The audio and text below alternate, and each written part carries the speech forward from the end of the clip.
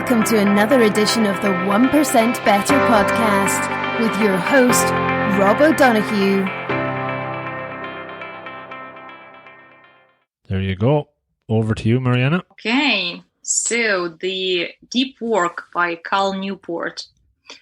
I'll start the review of the book with a story of the young graduate, Jason Ben, who graduated from the University of Virginia. And like most of graduates, he had a lot of ambition for his career. So he was happy to find an employment pretty quickly after his graduation. However, a few weeks in his job in the company that was providing the complex reporting to the financial system, more precisely to the banks, he realized that actually 90% of his job was to do with crunching numbers, copying and pasting, researching, and filling in the sheets. And as much as information was complex and was taking him 7 hours to do, it was actually repetitive.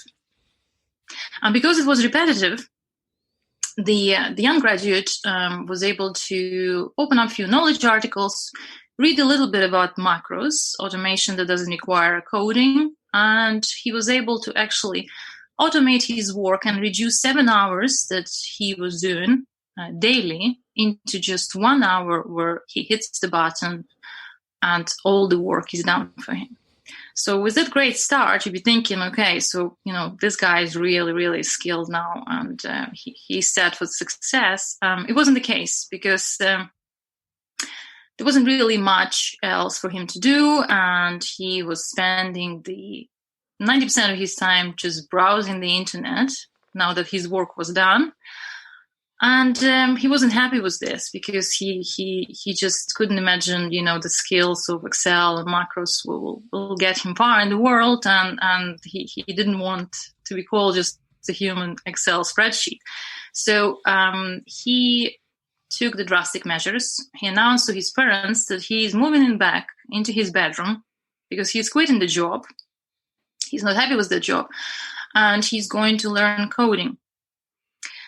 So the problem was that Jason didn't know much about the coding, and Cal Newport, writing this book, he's the young professor who is the professor of the computer science. So he does explain that coding is not something that you can just learn in the weekly course after reading a couple of articles. So that was his first problem. Second problem, his focus. His focus wasn't good, and he knew that himself because from web browsing, from instant destruction, he couldn't really concentrate for long. He had an opportunity during this first employment where he could have written the business plan. He didn't have much experience with it. He went to do the research, but again, he was distracted. He just he couldn't press on with that. So he kind of lost that opportunity to upgrade his skills. So what he decided to do was to lock himself in the bedroom with zero distraction, just the textbooks, highlight, a flashcard, the things that worked for Jason Ben.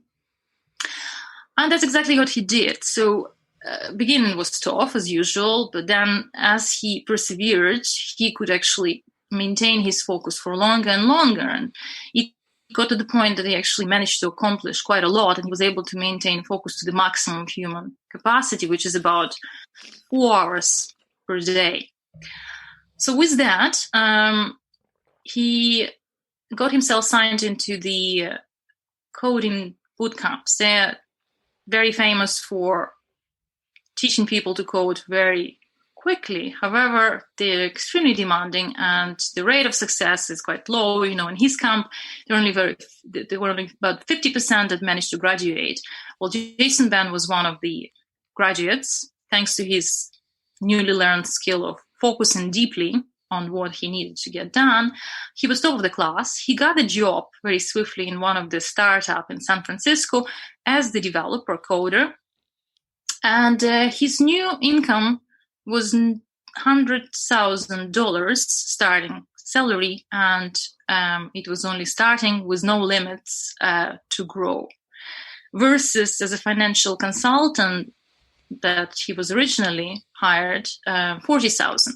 So just in 6 months, Jason Band was able to increase his income by 60% by improving their ability to focus. And that's essentially the story that, in my opinion, demonstrates very well the core of Cal Newport's book, of the importance of deep focus. When I say deep focus, to define the term that is pretty self-explanatory, Cal Newport, by the way, coined this term. What this is when we are able to maintain undistracted, undivided attention, our focus on whatever that we need to learn or do that produce the value and that is not easy replicatable. So it can be replicate easy. So deep work would be opposite to the shallow work, where we can, somebody else can do that type of work we are doing that is called shallow. And usually it's, to do with emails and kind of an easy work that does not require our undivided attention. So how I'm going to review this book, Cal written book in 2 parts. The first part is to do with him persuading how important the deep work is in the new information type of economy we live in, how difficult it is for most of people, and how challenging it's becoming for majority of the people, and also how fulfilling the deep work actually is. So that's the first part of the book that I will get through. And the second part of the book is actually how we do the deep work. So Cal Newport is sharing 4 rules, tactics to improve our deep work, our focus. So with the idea 1, where deep work is valuable, that Jason Band's example illustrates, the second idea is, if it is that valuable in the new economy, new information economy, where technology is changing so quickly that we need to learn constantly and be on top of the things in our field, the question is, why is that not everyone doing it? Well, not everyone doing it because it's actually extremely challenging. It's very hard, and it's hard down to the number of facts. One of them, and I quite often see and try to correct people, because I've heard about the Sophie Leroy experiment, professor from Minnesota, about the multitasking. I still hear myself, a lot of people wearing this multitasking as a badge of honor. I can do the multitasking. I can be in the meeting, I can be doing something else. Well, not in my meeting. In my meetings, I don't allow. I refuse if somebody is just typing and we have to engage in brainstorming, because this is just not doable. What Sophie Leroy did, she did experiment. She got 2 groups working on task A, and then she got 1 group working on task B.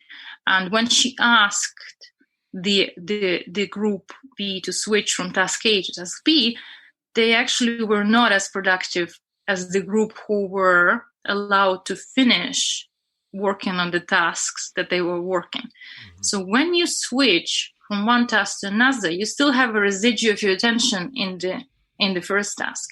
And that's what Sophie proven very well. Her experiment is well described in this book. So back to idea 2, it's difficult, it's difficult. A lot of people trying to multitask, and then the open offices idea, which is actually something that we don't have to suffer right now. And, from my side, I was literally wearing my Bose noise cancelling headsets in open offices, because I couldn't do the deep work when there's commotion, people asking me questions and stuff. So I'm totally behind it. So open offices do not allow us to do the deep work. And very interestingly, the author is given an example of the architecture professor who was writing about the hub and spoke and really portraying the future of the offices, which is very interesting. And I would like to pick it up in the discussion when I finish in the context of the coronavirus, how this is going going to plan out. But for now, open office is not conducive. Then the instant communication. So the messages on Slack, the Teams, before was the Skype for Business, I completely agree that, if the environment in the office dictates that you have to be responding on them instantly, then just you can't really do the deep work.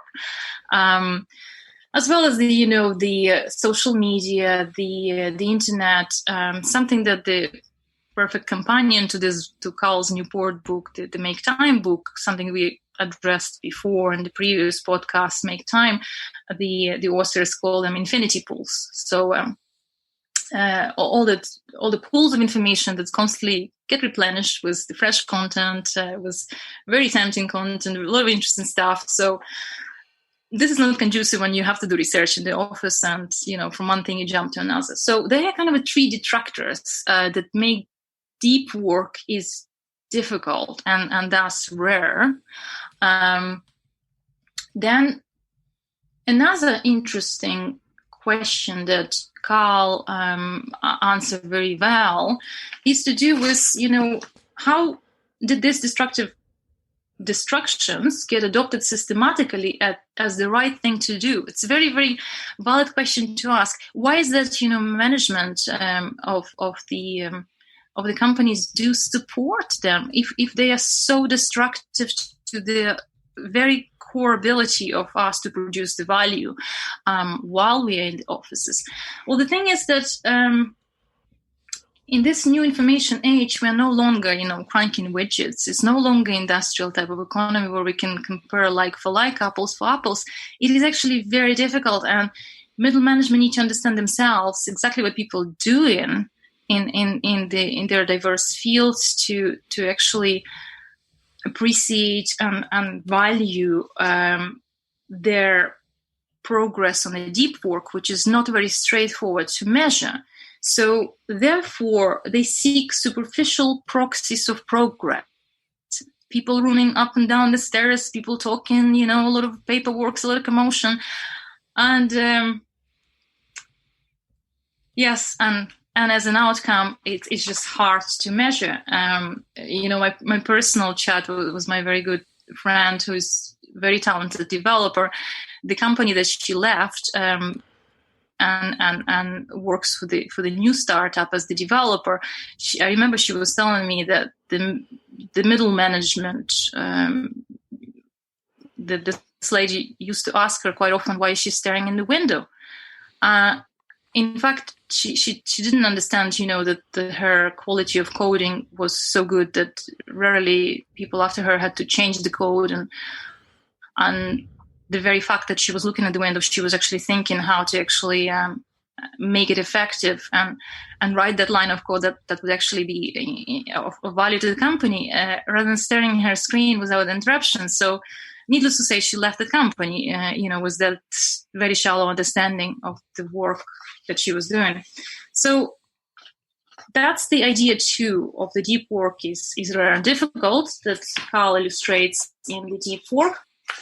And then we off to the really interesting part, very enlightening part. Deep work is fulfilling. So deep work actually is making us happy. The author of the book Flow, Mihai Csikszentmihalyi, he's in his book he does write that research and flow shows that when people concentrate on worthwhile tasks and are pushed to their cognitive limit, not too hard, not too easy, they actually, that's when they feel most satisfied. So not when we have a lot of free and structured time on holidays and, really long holidays, I suppose. These are not the moments that we experience deep satisfaction. The moments that we experience deep satisfaction is to do with us doing something that we really, really enjoy. And that was the point of deep work is fulfilling. The second point, and it's also interesting, and something was new for me, it insulates our mind from many destructive and often negative psychic irritants. I didn't know that it's proven as a protective psychological effect that once our mind is focused on meaningful things, actually the other less meaningful things, they're not popping up as often, because our super powerful brain is insulated effectively. And the third point was a little bit more abstract, but also very interesting, because I find it quite often from Seth Godin, my favorite blogger. He also writes about it, that, it's not about finding, and searching for your passion. It's more finding the meaning in what you do, and find the traits that you do, the line of code, the marketing slogan, beautiful and meaningful, and really taken from there. So this was on the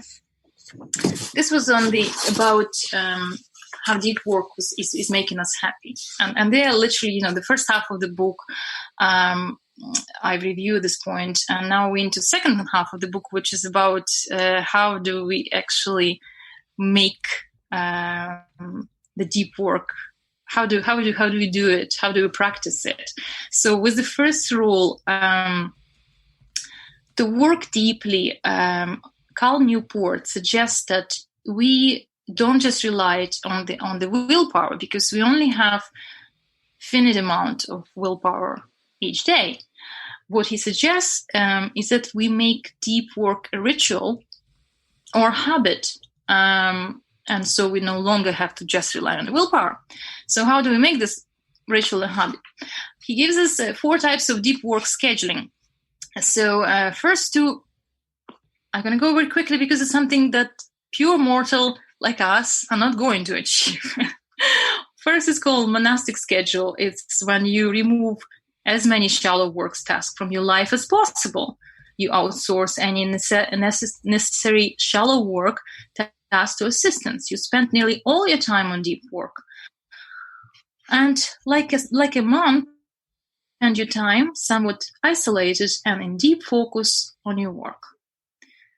Now, example is some authors go off the grid and not contactable by email or through social media. Okay, the cons are it's really great. You are in deep work. You're spending most of your time in deep work, but it's not achievable, right, for most of people, unless you're becoming really, best-selling author. So the second one is periodic schedules. The periodic one, the structure is that you carve out regular periods each week, months, or entire parts of the year. So this one is if you say set aside a full day of deep work per week. So the cons would be that you'd be able to actually get into the real deep work and have your full focus, because you have the whole day uninterrupted.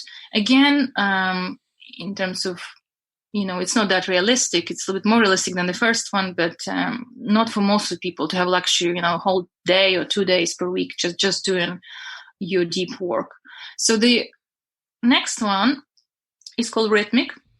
So the rhythmic schedule example would be you set aside a morning, 8 to 11 a.m., and this is your deep work. I think it's achievable for most of certainly self-employed people, but then, in your work environment might not be, but say, I think again, maybe not, like in my case, 8 to 10, I probably can do each day working for a client if it's justified. So it's possible. So the cons are that you're not having full day, and so you won't be able to get the fullest desirable output of those few hours, but yet it's good enough to actually develop the habit. And then the last one is called journalistic schedule. You just get time when you have time, and you take it. So the advantage is it's very flexible. Most people can do it. But the cons are it's irregular, and it would be difficult to get the habit out of it. So this is on the rule 1. What else I found useful is about shutdown, and literally just for myself, I find those kind of shutdown routines are really valuable, because this is what I would struggle, to really get it out of my mind and really allow it to relax fully. So he gives his own shutdown schedule, where he checks email for any last urgent items. He keeps a to-do list of unresolved items. He making sure every item on to-do list is scheduled to be completed. Looks through the calendar, make sure he didn't miss anything important. Make a to-do list of tasks for tomorrow. And then he says a phrase that for your brain, it means that you finished for today. So in his case, shutdown complete, and that what teaches his brain to actually prepare for the rest. So for the rule then 2, if in the first one we were discussing how to get the maximum what we currently have, the rule number 2 is about what we do to increase our potential for the deep focus. So in this one, in terms of techniques, Cal is talking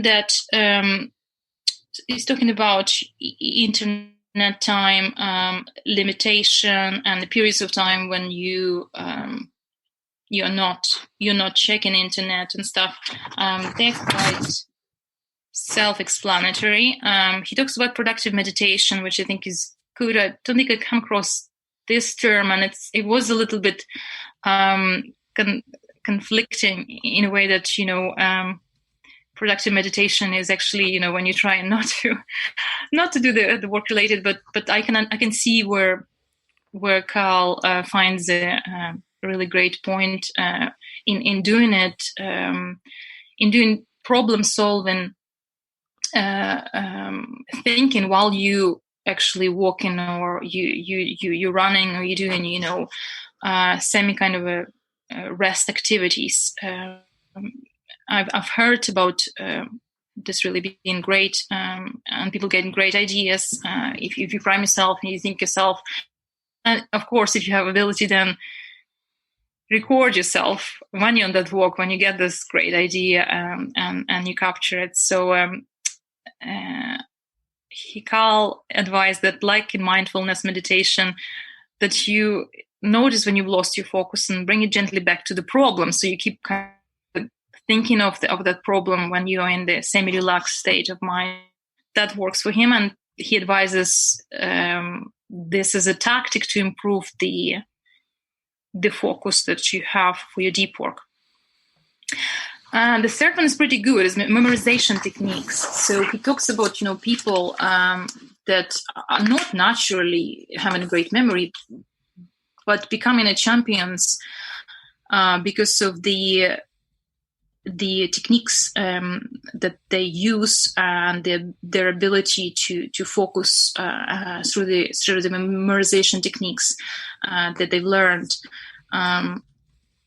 I certainly relate to it, and some techniques that I've used to help my daughter to learn Irish, and then the geography, making a silly story, and then the words or parts of the words to those silly stories, and I could see instantly how her focus changed, and how she could much faster than remember the Irish that she would have struggled before. I actually question why not yet the memorization techniques taught in school so our children can learn more effectively.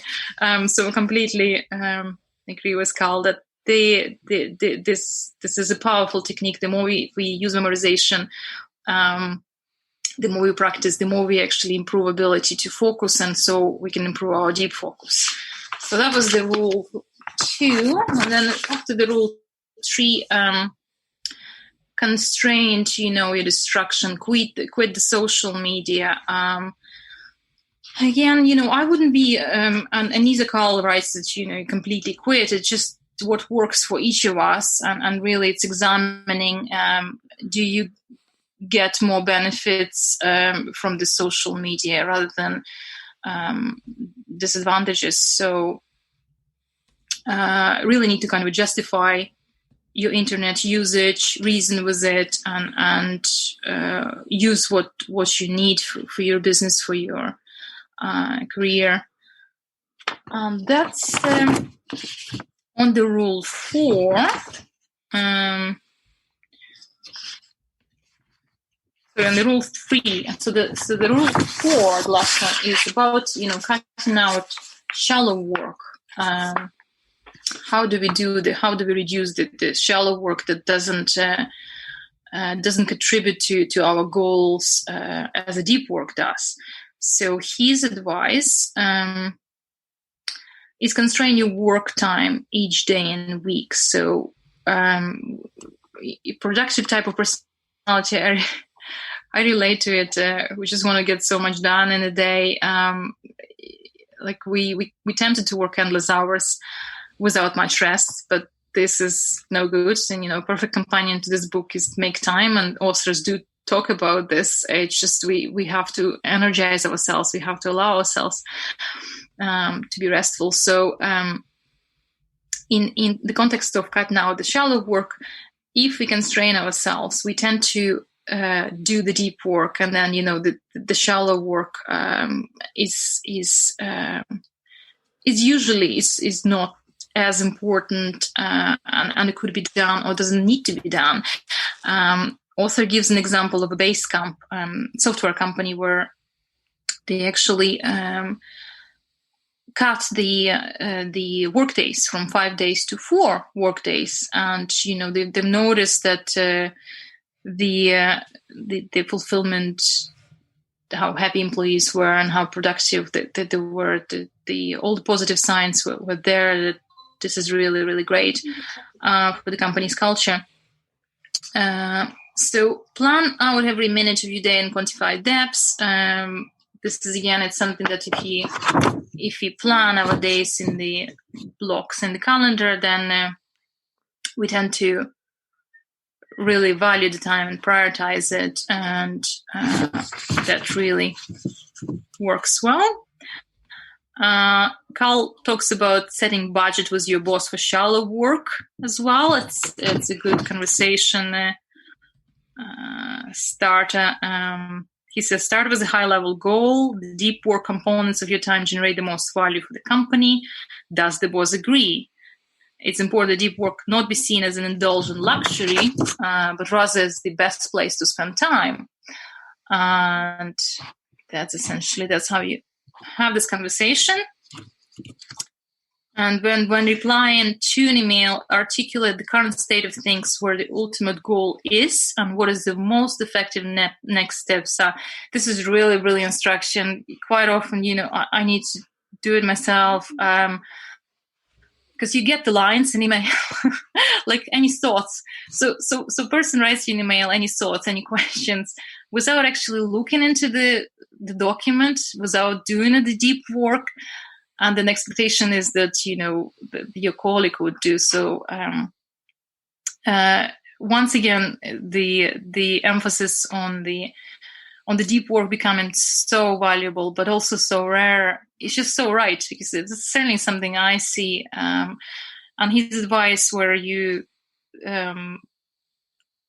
respond and you request that the person articulate the current state of the things, where the ultimate goal is, what is the most effective next steps if they didn't, or you do yourself with the example. It cuts those chains of emails and gets the ultimate goal with this project task you're working on to be achieved. That this is a really good one. And he gives a really great example in the book. Like he's saying, the good reply would be, in the next week, send me your notes of everything we discussed about the project. I'll combine it with my own notes, put them in a shared document, and highlight the most promising next steps. Then let's meet to discuss the problem, and here are 6 times when I'm available. This is a perfect example how good reply looks as a pose. Where were we on that research question? So that's the way to do the emails, to cut out that shallow ball from one course into another and really get to the deep work. Was excellent. And I think that's pretty much on the structure of the book. We've gone through why deep work is so valuable, so rare, it's so difficult, and it's ultimately what makes us really happy.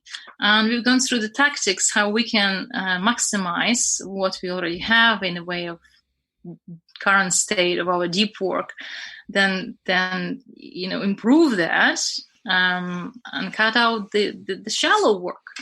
I would like to finish with the conclusion that Cal Newport excellently written. So deep work is not for everybody.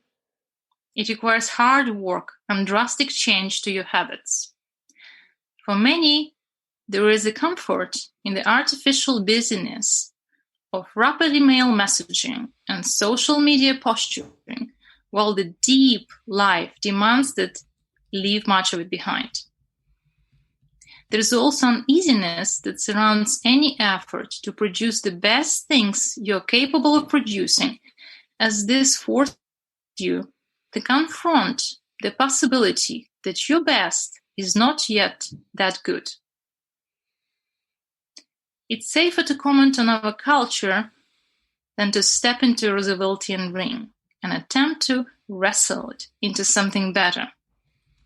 But if you're willing to sidestep discomforts and fears and instead struggle to deploy your mind to its fullest capacity to create things that matter, then you will discover, as others have before you, the depths generate a life rich with productivity and meaning. In part 1, I quoted writer Winifred Gallagher, saying, "I will live the focused life because it's the best kind there is." I agree. So does Bill Gates. And hopefully now that you have finished this book, you agree too. And that's it. Nice work. Thank you. I'm a big fan of the book. It was one a few years ago I read it, and I think the book review I did at the start of this was a Cal Newport book as well. The one he was his first book. So good you can't ignore it. Yeah. So I've read pretty much all his stuff, but I remember after reading this one, I played around with the periodic schedule, the rhythmic one, and then the journalistic one. I didn't try the monastic one. I didn't have enough time to do that one. But it's one of those things you kind of intuitively kind of know anyway before there's a term on it, right? So I'd say we all probably know when we might do our best work, but when you kind of bucket it into those 3 or 4 categories, it helps. I definitely am a big believer in that, and the struggle part is something that I always kind of connect in with, that, if you feel like you're struggling, and I think the word you said there was that it's not too hard or not too easy, but you're doing something that's, making you feel like your brain is about to burst sometimes. That for the most part, I think, as long as it's not, doing admin type stuff that you have to do at the end of a month or whatever, is always good to remind yourself that that's a necessary evil, I think, and that kind of sticks with me a lot, And just last point I'll make, and I'll let the other jump in. It's interesting, the memorization techniques you mentioned.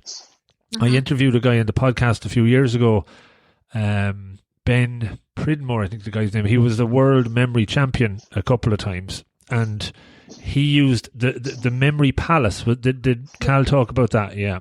Yeah, and he actually, I think it is memory. He used a different word, house. Maybe house was 10 rooms in the basement, but it is memory palace. Yeah. Yeah. That's so. So this guy Ben, again, he just started to develop the memory palace techniques, and then was coming up with all sorts of things. Like, and I think his word record was something like, he had a couple of word records, but one was remembering some fraction to a decimal place of like 10,000 numbers, something absolutely ridiculous like that. And fascinating guy, hilarious to listen to, but he introduced me more deeply about those memory palaces. So yeah, like it all works, Yeah.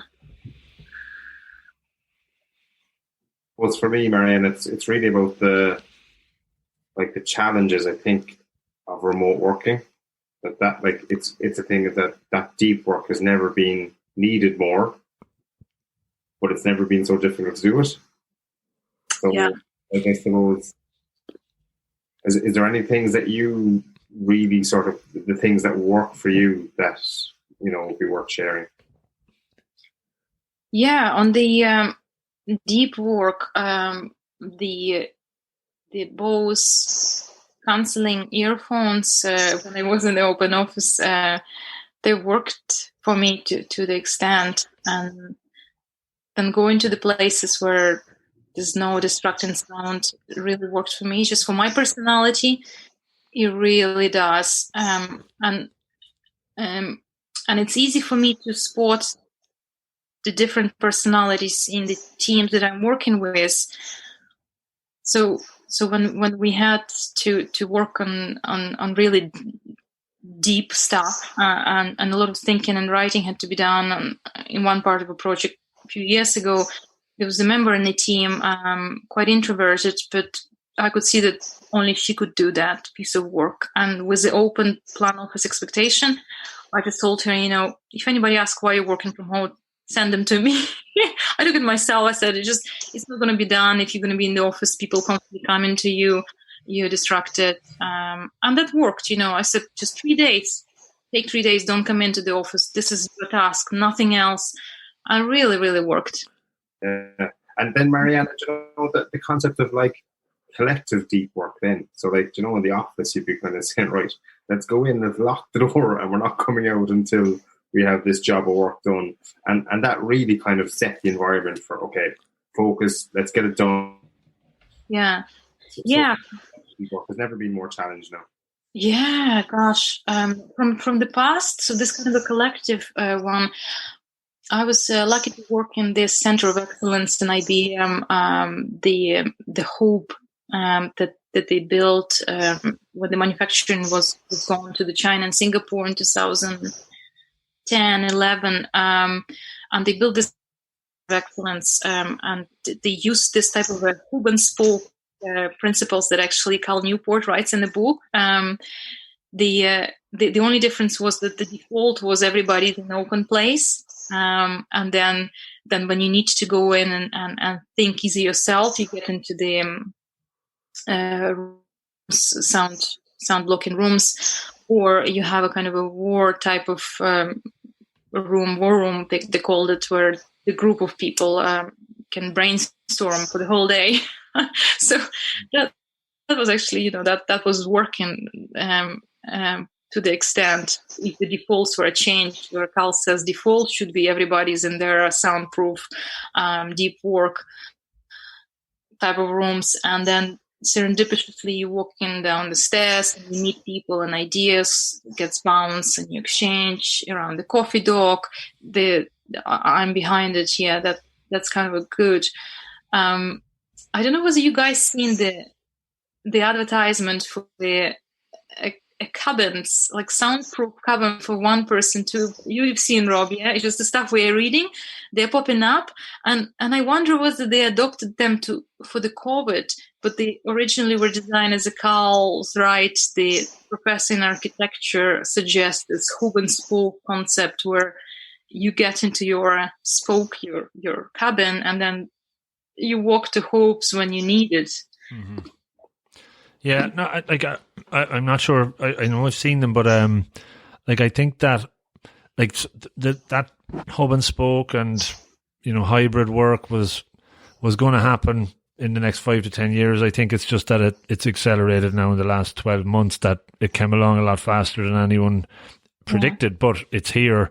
And yeah, like, because he wrote that book probably 2015 or 16 or so, was it? It was, you know. That's right, 16. Yeah. I was actually looking who wrote Make Time, and then the guys wrote Make Time. They were 2 years after, and I'm like, okay, that's where you got a lot of ideas.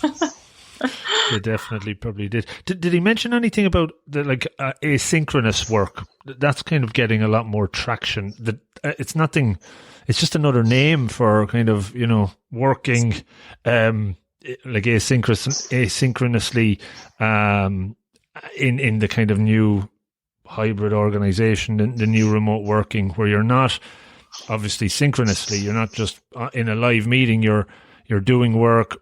Somebody else will come in and do it. You could work on it, you know, Google Docs asynchronously, things like that. Do you talk about that at all, that term? I don't recall, Rob, whether he used synchronous working, but I know what you mean. It's something that I do daily and for the past 5 years.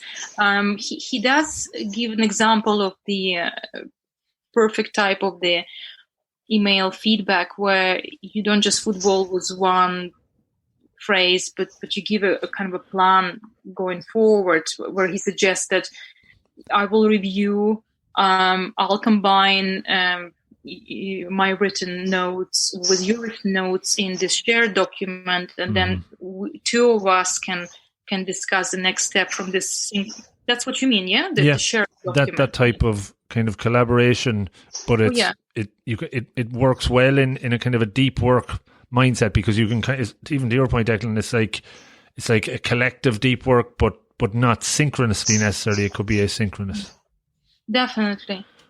Yeah, definitely. Like I had to put simple systems very quickly in place in the company I consult now, and it was essentially just with that, you know, simply getting everything on the SharePoint, on the Teams dashboard, getting everybody to see what we are doing, and getting people to do their work without everyone in the same meeting. Because there's no need. The summary I always produce, and it's in the place called Notebook on the Teams. The SharePoint always has the latest in the document, in the comments. So suddenly people have a dashboard of all the things that's happening on this project, and they don't feel like they're missing out. And it the real benefit as well is that it can unlock flexible working time, right? So that you're more focused on output rather than all being online from 5 or 8 till 5. If you're getting your work done in asynchronous mode, it definitely can have that benefit and give that flexibility to take 2 hours off during the day or whatever, you know. Oh, definitely. Actually, now that you said, this is precisely what's happening, and I thought that I would raise this point. I don't remember it in the book, but you see, my availability was only 2, maximum 3 days, and the client agreed because they're actually already quite open-minded. They have a project champion, subject matter expert, who is working in this type of asynchronous way, where she has 2 small children, so she would be out for a longer lunch, 2-3 hours in the day. She would do, late in the evening, and it actually works really well. Both of us part-time on the project, and if we miss out, I can see her work, she can see my work, and then when we are together, we just do the thinking part together, and it actually, works really well. So, yeah, and that's quite serendipitous, because it's the first time that I'm working with a team on this type of flexible and very asynchronous. I need to learn this word, arrangement, and it works. Yeah. Cool. Have you come across this in any other companies? Asynchronous working? Yeah.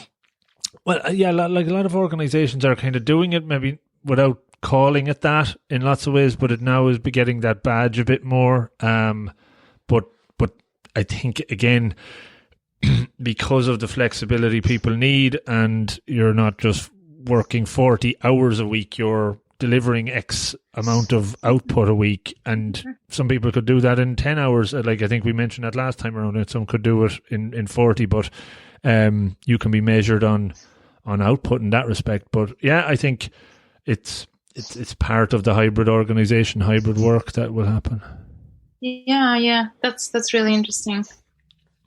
Good. I think one of the things that strikes me is that the more awareness people have about their preferences, about their, I'm going to call it deficits in terms of, so for me, noise, I'm very auditory, so noise is a no-no. No work will happen. Not even the shallow stuff will happen if there's noise going on. There can be a circus going on in front of me, but if it's silent, grand, that's no problem. And I think the more we understand our own preferences, and so I also know that when I'm doing pre-COVID, I used to do that, running away, I called it, where you'd go for 2 days to just really immerse in something. Haven't done that in a while. But even now I know that if I'm doing it, I have about a 70-minute optimum time frame that I work really, really well. And after that, there's a slight, it's just I need to change to something else. It can be equally, but I need some shift in something. So it's just even knowing. So it has changed how I schedule my diary, what way I set up my time for that sort of deep work. Yeah. But I didn't know it for years, just because I didn't know, I wasn't paying attention is how I describe it. Mm-hmm. And so I think if we begin, well, certainly for those who are in management of teams, to even begin to prompt questions or ask, how do you work well? It can make for just much more efficiency, much more easily, I suspect, So it's wonderful to hear about that. I describe my, so when I'm doing a new project, I'm married to a man who's very linear, and I go, oh my God. I call mine shotgun splatter. So if you imagine if you blasted off a shotgun and it splattered out there, that's how my process is until it fills and populates with a certain amount. And then I can take it and begin to make something with it. But again, I didn't know that up until a few years ago. So it's just even knowing that this stuff, we have preferences that are, I'm going to say hardwired into us. And if we know it, the sooner we find them out, the easier we can make it for ourselves and the more productive we can be, Mm-hmm. Ashley, you touched such an excellent point, and you actually helping me to shape my talk. I was invited to my alma mater to give a talk to students about the skills that are really valuable in the real world out there. So my outline was, talk about all those kind of skills that people know, and then give them a hope in the beginning that I will tell something that I wish I knew in my 20s, and that I will give it to them, and they better pay attention, because this is something going to be revolutionary for them, and will make them so much happier and so much more successful, productive, and deep worker, and so on. And that one thing was what you just said. I actually have written down, and in my way it was know yourself, know what really, really make you to work effectively and be happy, human being, not irritable, and so on. So thank you for this. I totally agree. It took me such a long time to actually learn, and then tell people without apologizing that I cannot work in a lot of noise happening. I'm also very auditory. I cannot work with the radio and the television. My husband, no problem. He needs to have radio and everything on.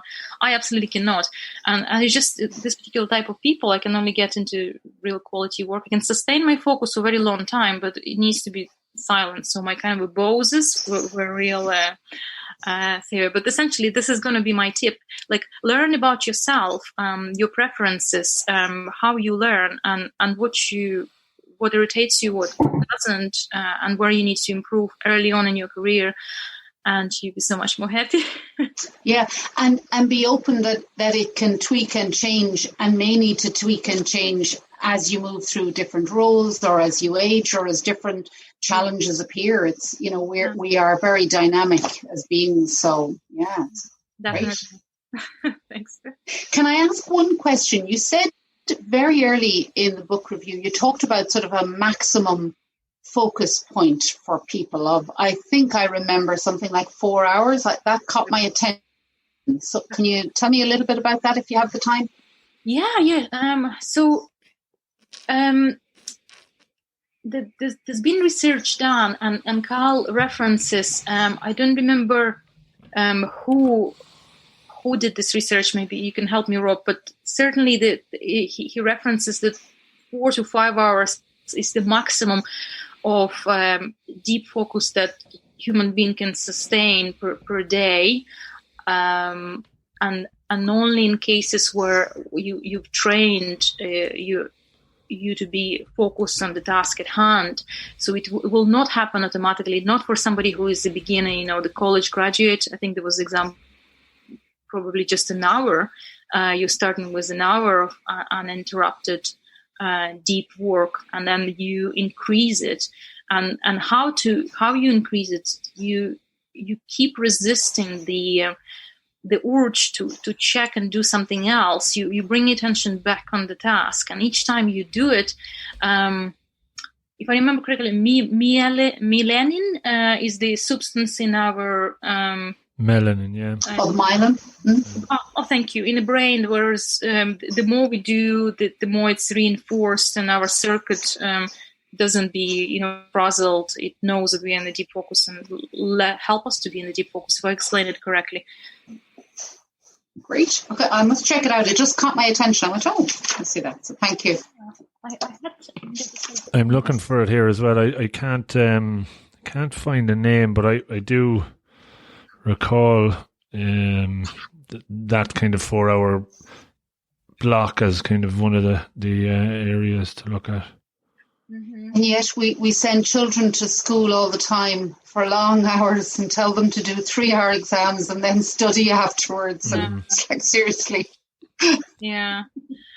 So I found actually the extract from the Kindle quote. So the scientists increasingly believe the answer includes myelin, a layer of fatty tissue that grows around neurons, acting like an insulator that allows the cells to fire faster and cleaner. To understand the role of myelin in improvement, keep in mind that skills, be they intellectual or physical, eventually reduce down to brain circuits. So this new science of performance argues that you get better at skill as you develop more myelin around the relevant neurons, allowing the corresponding circuit to fire more effortlessly and effectively. So there's no hours, but at least we know that that's what was scientists, that's what they found in the workings of the circuits of our neurons. And that's what's damaged when you have MS, isn't it? Yeah. Mm-hmm. Yeah. You forgot it was Tuesday, did you, John? I did, yeah. I nearly did that earlier. Fair play to you. It's a funny one because the bank holiday, and I was working from home, and it just slipped my mind. I was sitting here going, will I have an early night or will I study? And then I said, the book club, Jesus. Have you read The Deep Work, John? No, I haven't, and I'm going to have to listen back to this now because I have this my method that I've evolved over the years, and it's probably totally wrong based on the book now, but I don't know. Is I take like micro breaks. I could settle down for 3, 4, 5 hours work if I had to, but I need to stop. Maybe 15 minutes, 20 minutes max. Do something small. Just go. Take a breath, look at something else, have a coffee, whatever. and that tends to get me through those long periods. Little micro rewards. You might say, if I finish this bit, I'll go do that thing. And do you get just to do that small bit, wherever that is, without distraction? Like, it's not checking the sites or social media, or it might be. Yeah, I might check Twitter 2 minutes, then back to work. Just there's times obviously when you're in the zone and you fall into that period and an hour goes by. But if I'm kind of working on something, I tend to switch tasks as well, have 2 tasks at the same time, and maybe spend an hour at each, go back and forth. It's something that works for you. That you learned. The Cal Newport references have you heard of Sophie's Leroy, professor in Minnesota, a multitasking experiment? So she did the experiment with the 2 groups, and one group was asked to switch from one task to another, and they had the residue of the attention in the first task, so they were not as productive with their second task, versus the group who was allowed to finish the first task. So I wonder if that's... Yeah, like this weekend now, I had an assignment, or not an assignment, but I had to hand something in to college on Monday night, and but I have something for next week and I have something for the week after. So I had the 3 tasks there in front of me, and I was able to focus on one. And when you feel yourself getting a bit bored, or not bored, but just you're in a rut, so I just dropped it, picked up something else, even if it's a bit of reading or just check something and then go back to it again. So it obviously works for you. Yeah. No, I could be taking way too long to do everything as a result. I don't know. Yeah. No, I think it was. I think you're familiar with the Pomodoro technique, John. Have you heard of that? I haven't until recently. My daughter started telling me about it. She has some app on her phone with these times. It's like a little Apple timer, isn't it? That switches. It's effectively a little stop clock that you set for 25 minutes and take a 5-minute break or whatever. Yeah. But they recommend the one that's traditionally is a 25-minute and a 5-minute break. But you can do it. It sounds very similar to what you're doing, effectively. Like Make Time persuaded the authors persuaded me to invest €2 in getting the app. It's called Forest. So not only they funnel the money into planting the forest, you get like a little tree when you need to. You probably wouldn't see. So you set up, say, like a Pomodoro technique that you would like to work for, say, half an hour, and if you're switching to something else, your tree is dying, it's not growing. It keeps you focused that you really, your tree is in front of you, so don't do anything else, just do your task. It works. Cool. Very good. John, are you up for doing 1 in 2 weeks? Can you fit it into your schedule? I was thinking, Rob, could I do one, maybe the one after? Yeah. If that's problem. okay. No problem. We're just trying to land you. You haven't done one in a while. No, and I have a few books lined up. I have, I want to do, am I right that Thinking Fast and Slow wasn't done yet? Correct, yeah. It'd be great to do that, though. I've read it a long time ago, but it'd be great to hear a summary. And Michael Lewis wrote a book about the authors, or one of the authors, called The Undoing Project. I think, Declan, you started, or you read that early days, so I might combine it because one tells the story of the other. So cool. For the price of one. That's innovation for you there. And then the other one is one that I've started but I haven't finished. But it's The Innovator's Dilemma, coincidentally. So I might have a look at that as well. Cool. But no, I'll drop you a mail there next week. But I won't do 2 weeks time if I do the one after. Yeah, perfect. Great stuff. Marianna, thanks a million for that. Great refresher for me, and I'm sure the others enjoyed it as well by the sound of things. Very much so. Thank you very much. It was great. Very good. Thanks a million, guys. And, thank you very much. Yeah, great we'll see you to be here again. See you again. Take care. Look after yourselves. Take care, guys. Bye-bye. Hey folks, thanks so much for listening to the show. If you enjoyed it, could you please consider helping me extend the reach of the podcast that a little bit further? You can do that in a number of ways. The number one way is to subscribe on your app of choice. This helps me with the chart ranking, leading to more folks stumbling across the podcast and checking it out. You could also repost it on your social media channels. Any of them would be great. And maybe even tell a friend in person or over the phone. Pick up the phone, give them a call and tell them about the 1% Better podcast. Tell them about this episode or one that you've heard in the past. Any will do. I would really appreciate it. In the last year, we set up a 1% Better Slack community, which you can join for free and interact with me and other members of the community and improve through holding each other accountable and sharing monthly challenges. It's a lot of fun. Check it out. I'm into season 4 of this incredible journey, and the more of these interviews and solo shows that I research, record and share, the better I believe that they get, and more loaded with actionable takeaways that you can learn from. I know I've learned so much from it so far, and it's always really, really fulfilling and rewarding when I hear from you on what you took from it. So do reach out, rob@robofthegreen.ie. And of everybody that listens, 90% listen and enjoy, but only around 10% actually take action, write down takeaways and put them into practice. I am convinced that if we can move that number a bit higher, the listeners will not only make steps forward towards their goals, but they will be more fulfilled and happy and better. Change doesn't happen overnight. It is hard, but it's all about taking the first step, whatever that is for you. You can absolutely do this. Make a plan, be deliberate, take action. Don't overreach. Start with those small incremental improvements, and over time you will see great progress. It's all in the pursuit of betterness. So again, thank you so much for listening. Good luck and stay safe.